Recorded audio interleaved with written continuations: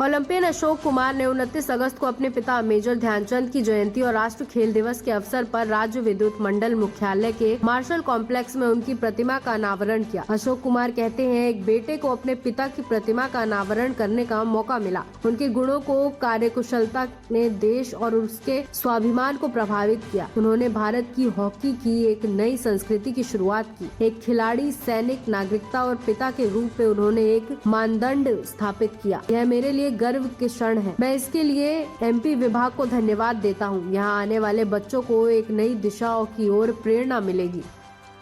आपका सवाल ही सारी भावनाएं व्यक्त कर देता है।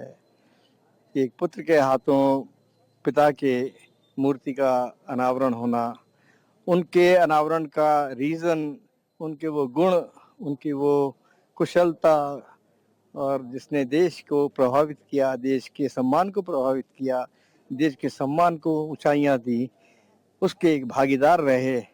देश में हॉकी की नई परंपरा शुरू करी, नए खेल को जन्म दिया, नए उन्होंने आयाम बनाए, नए उदाहरण पेश किए, एक खिलाड़ी के तौर पर, एक सैनिक के तौर पर, एक नागरिक के तौर पर और एक पिता के तौर पर। तो मैं समझता हूँ उसमें सब में ध्यानचंद जो एक मूर्ति के रूप में आज हमारे सामने स्थापित हैं और जिसका स्थापना मेरे हाथों हुई है, मुझे लगता है कि मेरे लिए बहुत गर्व और गौरव की बात है।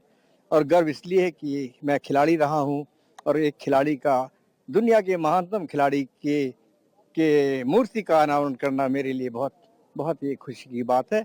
और इसके लिए मैं एमपी डिपार्टमेंट को, एमपीई डिपार्टमेंट को बहुत बहुत मुबारकबाद देता हूँ कि उन्होंने मुझे ये मौका दिया, ये अवसर दिया।